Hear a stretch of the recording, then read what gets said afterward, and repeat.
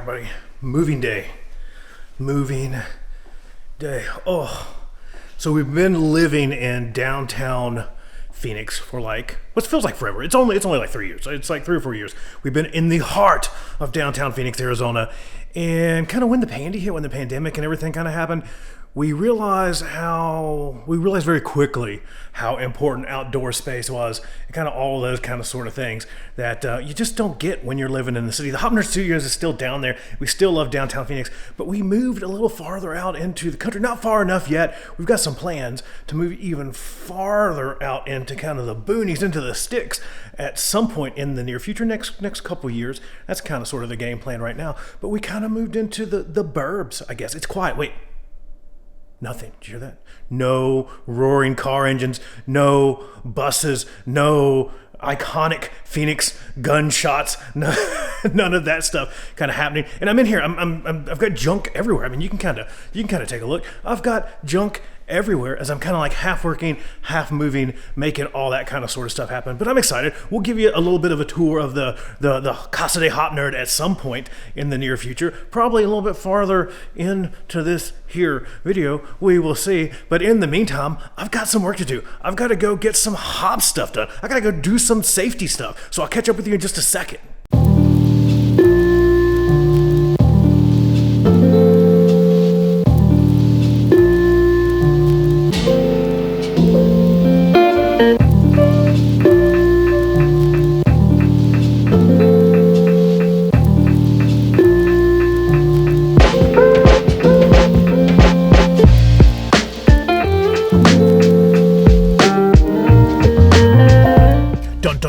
Out doing safety stuff, all kinds of other stuff in between moving, as you know. I wanted to take a second to let you know that I'm going to be at Safety Day 2021 for ACFS in Orlando, Florida. I think it's like 9 to 5 p.m., 9 a.m. to 5 p.m. throughout that day. And there's just a ton of awesome speakers that are going to be there. I'm absolutely honored to have the opportunity to present as well. You have Christy Martin, Emily Elrod, Dr. Linda Martin, just to name a few. There's a long list of folks. I would encourage you to head over to acfs.org and check out all that they have to offer. And I think if I remember correctly, the fee to go is like $30. It's super cheap and packed full of value.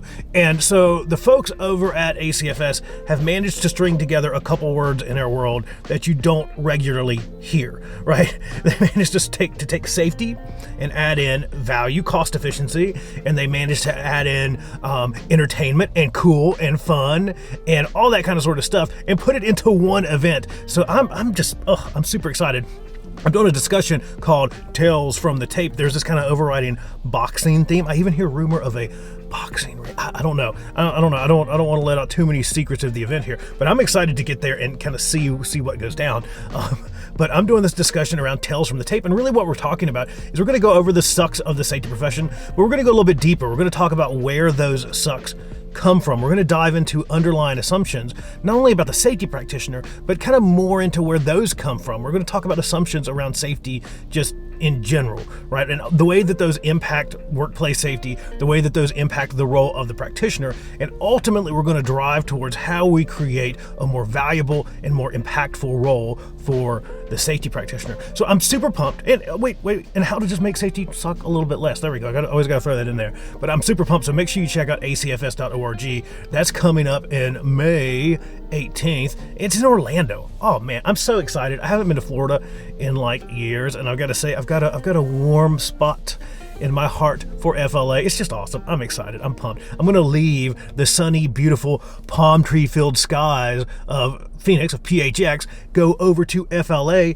to view the sunny, warm, palm tree filled skies, but a little bit more water. I'm going to try to get stuff wrapped up here. I've got some more work to do. I've got some more screen time. I've had a ton of windshield time and screen time today in between trying to get all of my junk. And I'll just face it, the majority of I think what I own is junk. I've come to that realization throughout today. But I'm going to get some of that stuff done. And then I'm going to go and work on some videos, do some stuff, get some family downtime, go to the gym. Finally, I'm pumped to do that. This day has been insane. And sometime tonight, I'm going to keep whittling away and editing on Safety Sucks, the Manifesto. So don't forget, that comes out in May. A ton of you, a ton. It blows my mind. It still blows my mind. Even after the first Safety Sucks, the BS and the safety profession they don't tell you about book, it blows my mind the amount of folks out there, all of you that reach out to me talking about the book, talking about the OG Safety Sucks book, and talking to me about how pumped you are for this one. And I've got to tell you, I'm just as pumped for it. It's going to be It's awesome. It's awesome. I say it's going to be. It's like 99% done. I get to look at it. It's awesome. My co-author Ian Allison. Make sure you're following along with him. He's got a really cool podcast called Native Film Talk. If that's something that's up your alley, I've got to tell you, it's really, really, really, really, really good. And Ian is just a phenomenal author. He's just one of those folks. You find those people, those friends, those coworkers in your life that just help you do more. They push you to do more in a good way, right? So when Ian and I get together, we have these long conversations. We were working on the book and just catching up. We were doing a little Zoom meeting the other night. We're both like running around in different directions, even though we're both here in the Valley. We're both here in Phoenix, Arizona. So we were catching up on Zoom, and we started at like 9 or 10, and I look up, it's like 2 in the morning. It's just insane. But I say all that to say that you have those certain people in your life that just have this ability to make you think more critically, that just draw thought and creativity out of you. And Ian is one of those folks, just an absolute number one, just the best friend that anybody could ask for.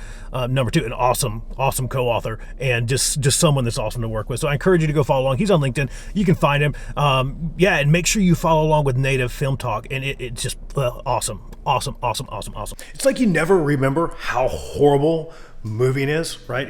You never quite can just piece together how sucky the entire process is until you're like right in the middle of doing it again. I'm super pumped to not move for a while. That's kind of the goal here, until we move farther out, as I kind of said, into the boondocks, because the place that we just rented here, we're like, I don't know, we're 45 minutes, 30 minutes from where we were at. And I didn't realize I was going to have to make 30 trips back and forth. It seems like I've been back and forth like 100 times so far today. That's what I'm getting ready to do right now. I'm going to jump in the Hotmobile here and take off and go do some of that and try to do some safety stuff in between. Life is busy, y'all. Busy's good. I like busy. So I wanted to take a few minutes in today's video to talk about the ways that we dose safety in our organizations. I want to talk about the safety, dose, response, harm relationship. When we think about the dose-response relationship, for most of us, the first thing that pops into mind is that little dose-response relationship graph, right? That shows our response, shows our dose, and as we increase dose, we kind of hit peak effectiveness, and if we administer too much dose, too little, everything gets out of whack, right? We're looking for that peak level of effectiveness. But in safety, we have this vision in our mind that if we just continue to pour more and more and more and more dose, our results are going to rocket into the land of health and safety excellence. That if 100 milligrams is great, then damn it, 1,000 is phenomenal. And if 1,000 is great, we need to push it to 10,000, because that's going to be that much more effective, that much better. We hold true to this belief that the bigger the dose, the better result we're going to see. We believe that by continually upping the dose, by pouring easy pills down the gullet of our organization more and more and more and more, by doubling down and doing more and more of the way we've always done things, just harder and at an increased dose, that we're eventually going to see the change that we desire in our organizations. But as many of us are so painfully aware, we never reach that blast off moment, right? And in fact, things seem to get worse. We find harm in the safety, dose, response, harm relationship. We pour more and more easy pills down the gullet of the organization, hoping for change, but in fact we crash and burn. And the only thing that we're left with is a ton of clutter, a ton of wasted time, more rules, more bureaucracy, more programs, and more of the same. Someone much wiser than me once said that the difference between what is poison and what is a cure is dose. Our non-stop dose escalation of the old, same, tried and true safety things is creating more poison than it creates cure. At some point, we're left with a ton of negative side effects, a ton of unintended consequences from continuing to try to just do more and more and more of the same old, tired things. Even as the side effects continue to grow and all the unintended consequences continue to pile up, we just can't seem to stop. We're safety addicts. We need more and more and more to find our fix. We're administering an ever-increasing dose, but often we're not even treating the right illness. We're not even focused on the right disease. We're pouring morphine into our organization when it might need Benadryl. So not only are we giving the wrong medicine and giving it at the wrong dose, but we're not even getting to the real problems. We have to accept some uncomfortable truths. We have to understand that just doing the same things that we've always done, just faster, harder, better, accomplishes absolutely nothing. We're going to be left with the same result. We have to admit that a bigger dose of safety doesn't necessarily make you more safe.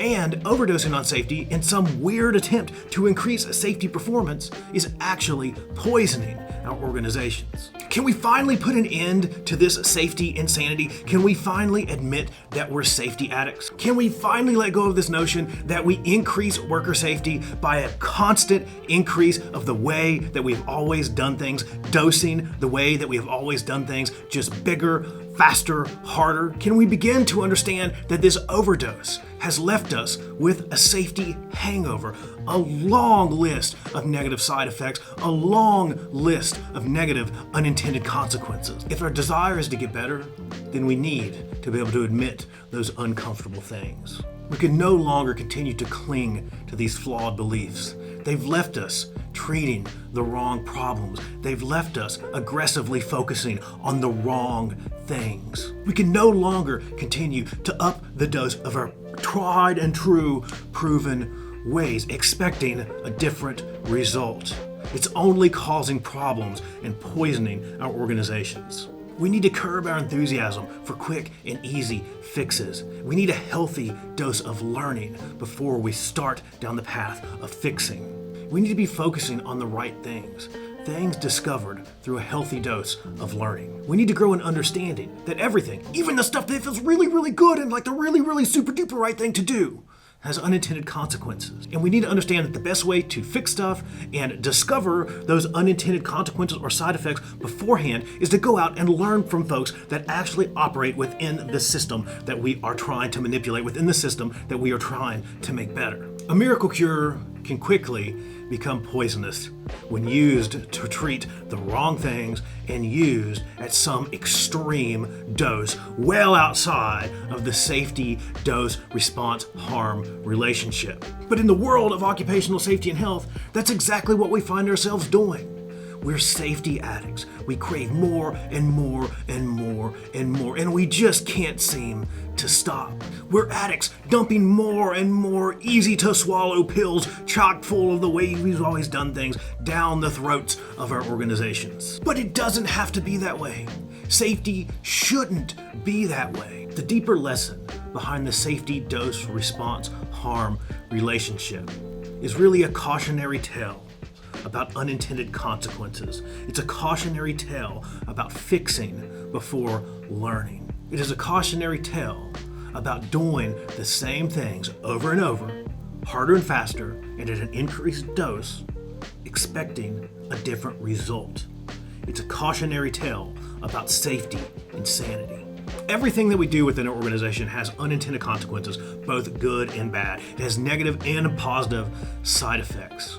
We have to be aware of that. We have to be thinking about that before we jump into fixes. We have to have that on the front of our brain always before we dig in and put our hands into the systems that surround us.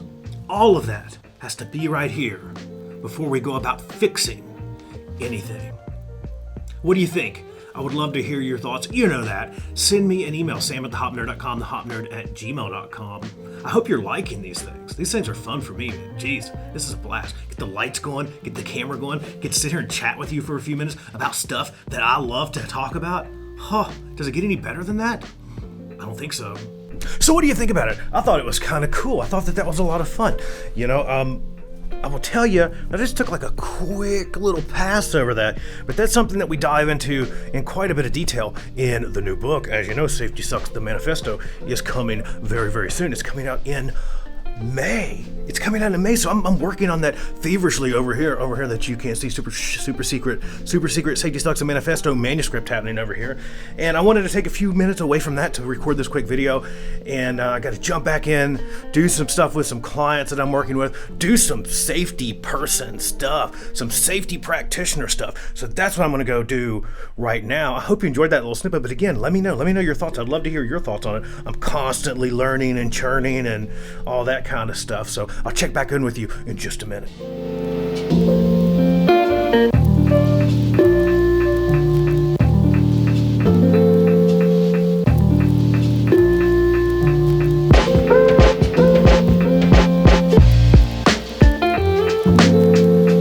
Almost done for the day. What do you think about the video? Just getting in from the studio, been hanging out, doing all that kind of sort of stuff. I promised you a tour. So I promised you a tour, and I can't deliver. I just can't. It's a mess. I don't even want to show it to you. I'll give you a quick spin, but it's been busy. I just haven't had time to unpack and get everything done. I'm getting the office piece together a little bit back there. You can see some of that happening back there. Excuse my big, pink, fuzzy chair. It was supposed to be blue. Okay, I ordered a blue and gold office chair, and that's what they sent me. They sent me that thing. So Avery, our daughter, she's gonna get a pink fuzzy chair as a surprise today. So that's gonna be kind of sort of cool. But yeah, what did you think? I thought the video turned out pretty well. Again, I always want to hear your thoughts on it. I'm gonna plop down here and chat with you for a second, see if I can position everything kind of nice here. But I hope that you enjoyed it. I hope that you're liking the vlogs. Again, I am brand spanking new to these things, so I'm trying to figure them out, trying to figure out what you want to chat about. So I'm always open to your input, to your suggestions, all that kind of sort of stuff. I'm going to sit down and start editing some videos. I've got some podcasts that I've got to work on. I've been trying to connect with a near and dear friend of mine, a hero of mine, Brent Charlton. Our schedules have been like zoo, like all over the place. But I think that's going to happen later on this week. So be on the lookout for that. That's coming really, really, really soon as well. But that's all I've got. I hope you've enjoyed number two of the Safety Sucks vlog. More to come very, very soon. Until next time, I love you. I mean it. Bye.